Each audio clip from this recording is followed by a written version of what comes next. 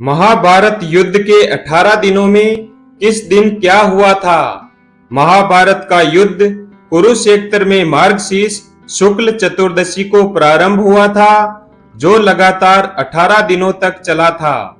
महाभारत युद्ध के 18 दिनों में किस दिन क्या हुआ था? पहले दिन से 18वें दिन तक का वर्णन जानेंगे हम इस वीडियो में। पहला दिन।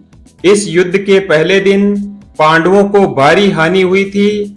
विराट नरेश के पुत्र उत्तर और श्वेत को शल्य और भीष्म पितामह ने मार दिया था। भीष्म पितामह ने पांडवों के कई सैनिकों का वध कर दिया था। ये दिन कौरवों के लिए उत्साह बढ़ाने वाला और पांडवों के लिए निराशाजनक था। दूसरा दिन।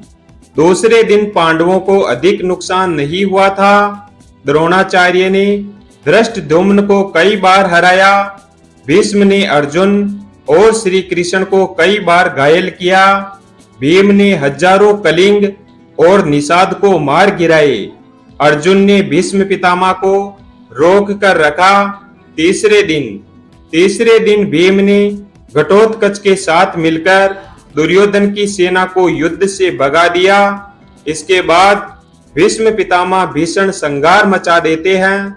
श्री कृष्ण अर्जुन को भीष्म पितामह का वध करने को कहते हैं, लेकिन अर्जुन उत्साह से युद्ध नहीं कर पाते हैं, जिससे श्री कृष्ण स्वयं ही भीष्म पितामह को मारने के लिए दौड़ पड़ते हैं। तब अर्जुन भरोसा दिलाते हैं कि वे पूरे उत्साह से युद्ध लड़ेंगे। चौथे दिन कौरव अर्जुन को रोक नहीं सके। भीम ने कौरव सेना में हाहाकार मचा दिया।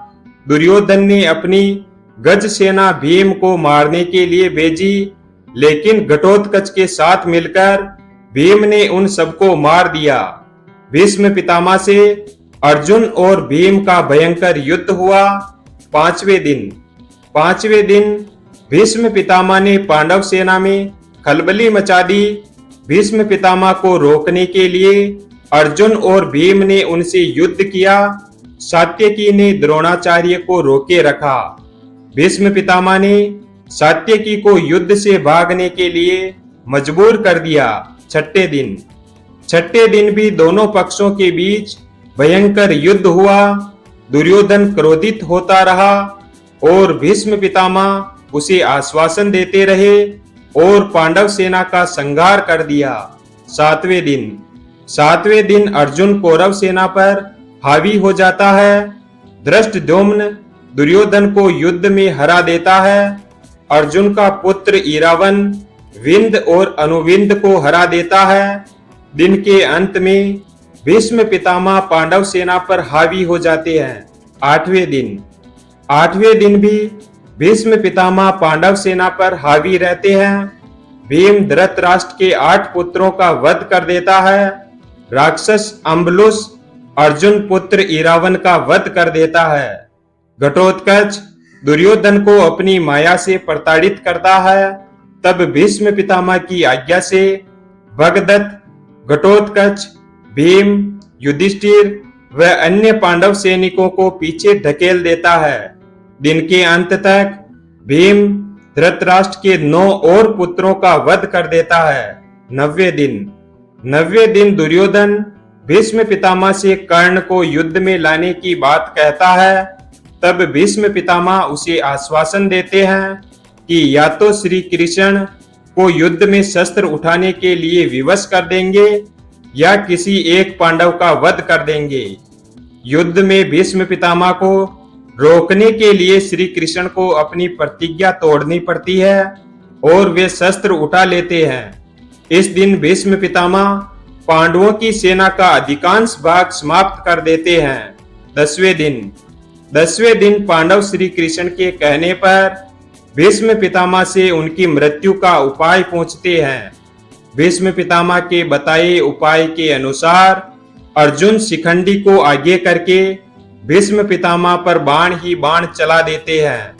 अर्जुन के बाणों से भीष्म बाणों की सैया पर लेट जाते हैं। 11वें दिन कर्ण युद्ध में आ जाता है। कर्ण के कहने पर द्रोणाचार्य को सेनापति बनाया जाता है। दुर्योधन और शकुनी द्रोणाचार्य से कहते हैं कि युधिष्ठिर को बंदी बना लेंगे तो युद्ध खत्म हो जाएगा। दुर्योधन की योजना अर्जुन पूरी नहीं होने देता है। कर्ण भी पांडव सेना का भारी संहार करता है। 12वें दिन युधिष्ठिर को बंदी बनाने के लिए शकुनी और दुर्योधन अर्जुन को युधिष्ठिर से काफी दूर भेजने में कामयाब हो जाते हैं, लेकिन अर्जुन समय पर पहुंचकर युधिष्ठिर को बंदी बनने से बचा लेते हैं। 13वें दिन दुर्योधन राजा भगदत्त को अर्जुन से युद्ध करने के लिए भेजता है। भगदत्त भीम को हरा देते हैं, अर्जुन के साथ युद्ध करते हैं। श्री कृष्ण भगदत्त के वैष्णव अस्त्र को अपने ऊपर लेकर अर्जुन की रक्षा करते हैं। अर्जुन भगदत्त की आंखों की पट्टी तोड़ देता है, जिससे उसे दिखना बंद हो जाता है। अर्जुन इस अवस्था में ही उनका वध कर देता है। इसी दिन द्रोणाचार्य युधिष्ठिर के लिए चक्रव्यूह रचते हैं, जिसे केवल अभिमन्यु तोड़ना जानता था, लेकिन निकलना नहीं जानता था। युधिष्ठिर भीम आदि को अभिमन्यु के साथ भेजता है, लेकिन चक्रव्यूह के द्वार पर जयद्रथ सभी को रोक देता है। केवल अभिमन्यु ही प्रवेश कर पाता है। वह अकेला ही सभी कौरवों से युद्ध करता है और मारा जाता है। अपने पुत्र अभिमन्यु का छल से वध हुआ देखकर अर्जुन अगले दिन जयद्रथ का वध करने की प्रतिज्ञा ले लेता है और ऐसा न कर पाने पर अग्नि समाधि लेने को कह देता है। 14वें दिन अर्जुन की अग्नि समाधि वाली बात सुनकर कौरव राजा जयद्रथ को बचाने की योजना बनाते हैं। द्रोणाचार्य जयद्रथ को बचाने के लिए उसे सेना के पिछले भाग में छिपा देते हैं, लेकिन श्री कृष्ण द्वारा किए गए सूर्यास्त के कारण जयद्रथ बाहर आ जाता है और अर्जुन उसका वध कर देता है। इसी दिन द्रोणाचार्य द्रुपद और विराट को मार देते हैं।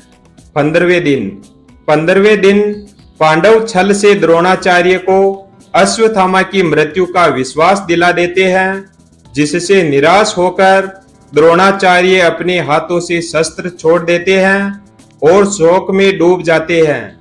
इस दशा में धृष्टद्युम्न द्रोणाचार्य का सिर काटकर वध कर देता है।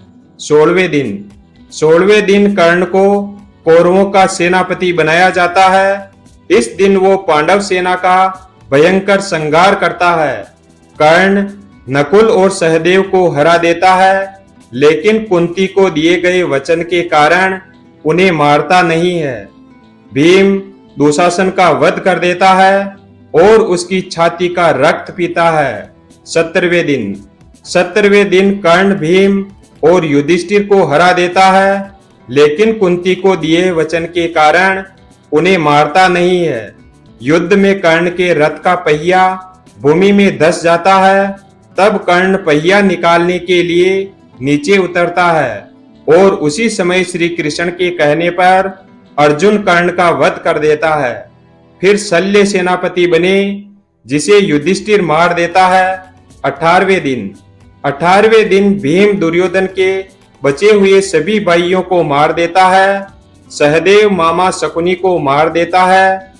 अपनी पराजय मानकर दुर्योधन एक तालाब में छिप जाता है, लेकिन पांडवों द्वारा ललकारे जाने पर वह भीम से गदा युद्ध करता है। तब भीम छल से दुर्योधन की जंघा पर प्रहार करता है, जिससे दुर्योधन की मृत्यु हो जाती है। इस तरह महाभारत युद्ध में पांडव विजयी होते हैं। वीडियो अगर पसंद आया हो तो वीडियो को लाइक और हमारे चैनल शिव भक्त को सब्सक्राइब करें और अपने दोस्तों के साथ शेयर करें। धन्यवाद। और कमेंट बॉक्स में जय श्री कृष्णा अवश्य लिखें और कमेंट करके बताएं कहानी कैसी लगी।